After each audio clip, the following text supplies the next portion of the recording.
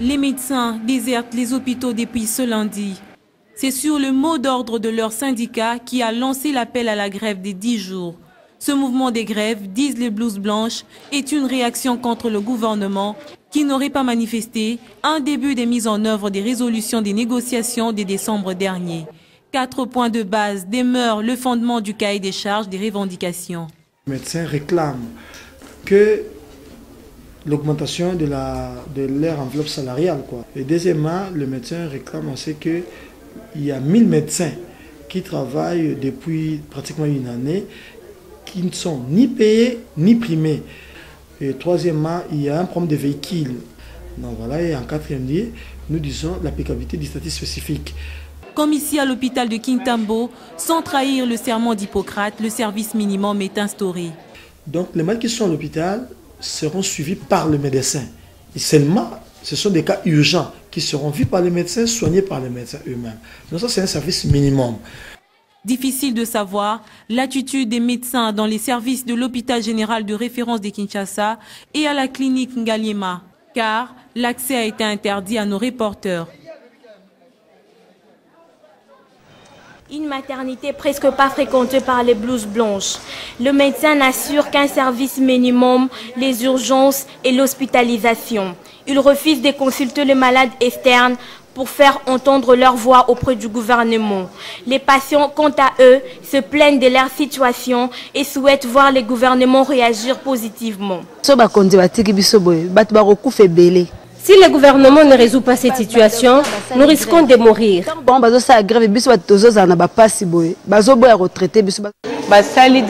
Les médecins sont en grève parce qu'ils sont impayés. Alors, nous les malades, nous sommes abandonnés à notre triste sort.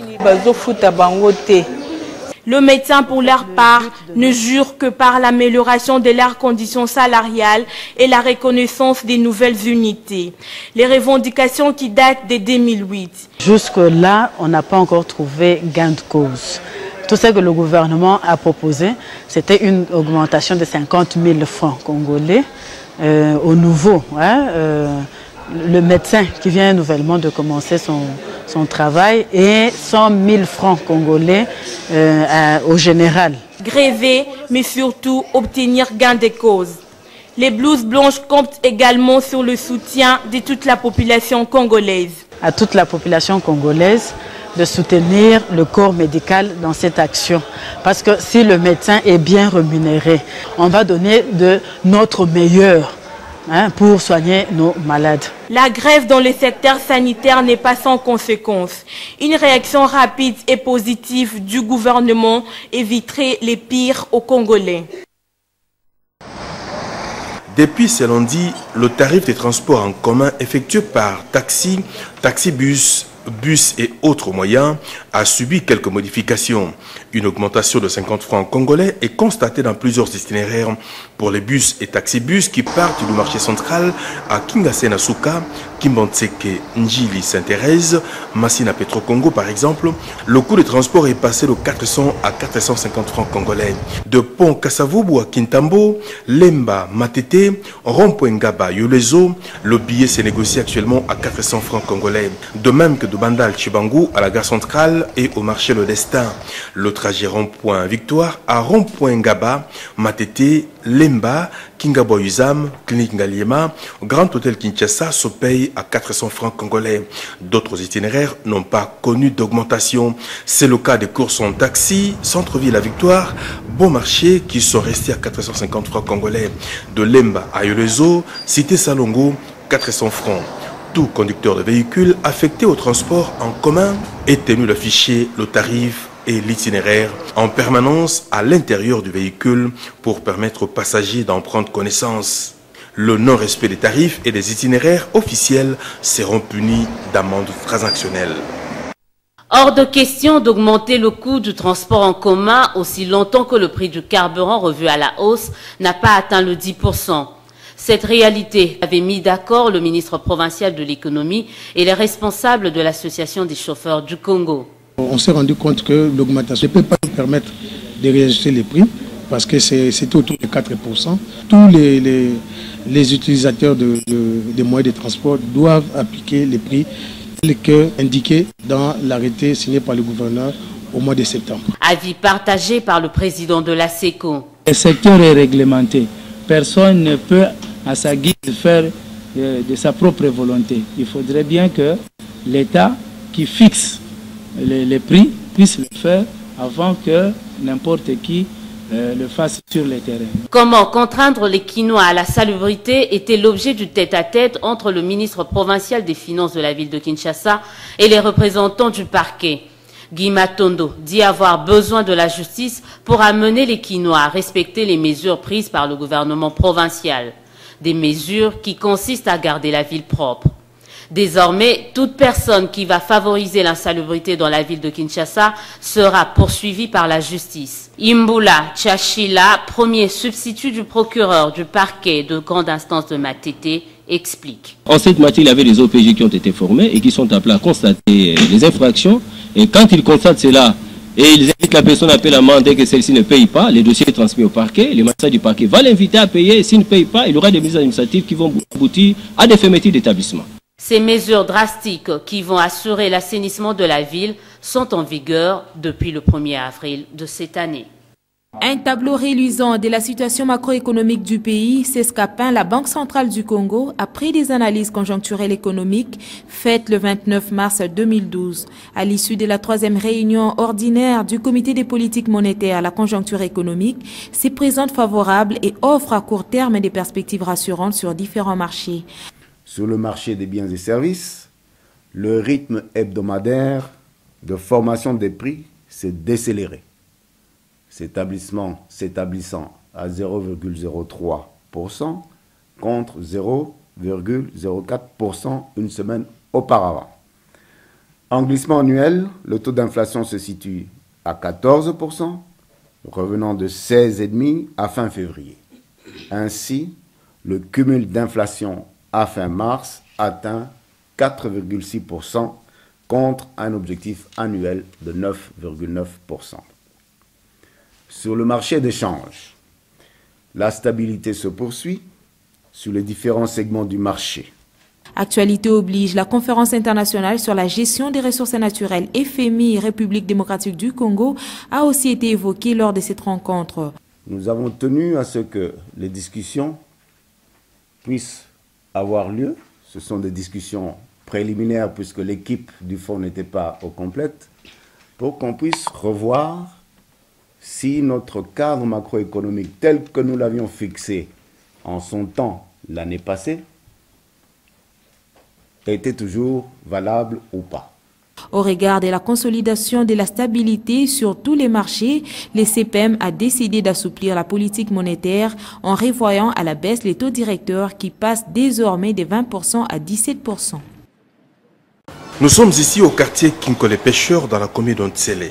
Comme on peut le voir en image, des herbes sauvages ont couvert presque toutes les avenues, donnant l'impression d'être dans un quartier abandonné. Et pourtant, Kinkole Pêcheur est habité. Mais la population assiste impuissante à la dégradation de son environnement et s'expose de ce fait à plusieurs dangers. En ces lieux, il y a des serpents, des mouches et des moustiques. Il faut donc couper des herbes. Cette situation est due à la non mise en pratique de Salongo instituée chaque samedi par les gouvernants.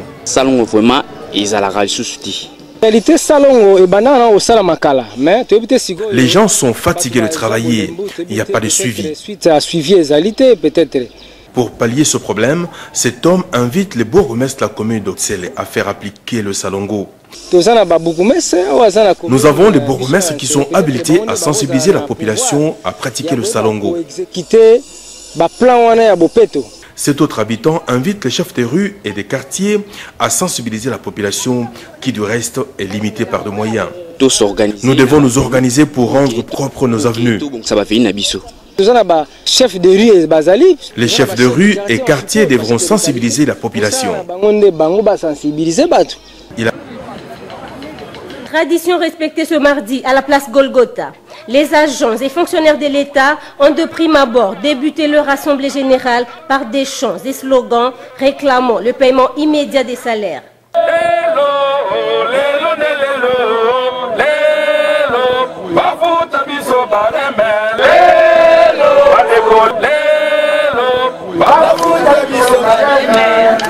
Après, la délégation des syndicats indépendants de l'administration publique est revenue sur la restitution des pourparlers avec le gouvernement. Sous un soleil accablant, ces fonctionnaires ont suivi religieusement le message, alors que d'autres ont jugé d'écouter le même message sous l'arbre, craignant de s'exposer au soleil. Le point fort de cette rencontre aura été la majoration du barème salarial pour toutes les catégories. Désormais, les huissiers, par exemple, toucheront 159 000 francs au lieu des 61 000 francs et les agents cadres auront chacun 1 500 000 francs congolais et 20 000 francs pour l'allocution familiale. Cette augmentation se veut le deuxième palier de Mboudi. Il tient également compte des autres avantages sociaux, notamment les logements et les transports. Mais une chose, il réclame l'applicabilité effective de ce nouveau barème. Nous allons transmettre ces rapports au chef de l'État. Nous pensons qu'en tant que garant de la nation, garant des institutions, lui va devoir tout faire pour que les barèmes soient appliqués. Plusieurs autres points ont été évoqués, dont les violations massives des droits des agents et fonctionnaires de l'État, les violations des principes relatifs à l'organisation des élections syndicales et celles du protocole d'accord entre le gouvernement et les syndicats.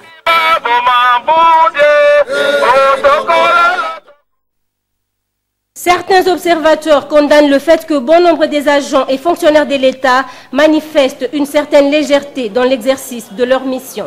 Très souvent, ils se pointent au service à 10h ou 11h pour rentrer soit à 12h ou 14h. Et pourtant, le Code du travail prévoit 8 heures du travail. Pourquoi alors ces fonctionnaires viennent tardivement au travail? Quelques-uns nous en donnent les causes. Ça doit être réel parce que d'abord nous sommes découragés. Quand vous arrivez, il y a des fois à pied. Vous venez à pied, vous rentrez à pied. C'est pour cela que les gens rentrent en retard. Ils viennent le matin vers 8h, 9h comme hier. Ils rentrent très tôt à la maison. C'est l'employeur qui donne du travail à l'agent. Mais qu'est-ce qu'on a observé? Le travail que devait faire l'administration n'existe plus. Alors, qui accuse qui? Mais vous lui privez ce travail-là. Alors qu'est-ce qu'il fait? Il s'accommode en venant et il dit bon écoutez, bon je signe, 30 minutes après je pars. Parce qu'on me garantit quand même les peu d'argent là qu'on appelle salaire. Si on accuse que les gens arrivent à retard au service, c'est parce qu'ils n'ont pas la possibilité de venir. Et si sa femme vend quelque chose, on attrape 1 000 francs, bon, il peut s'amener au travail. S'il n'a rien, comment est-ce qu'il peut s'amener au travail?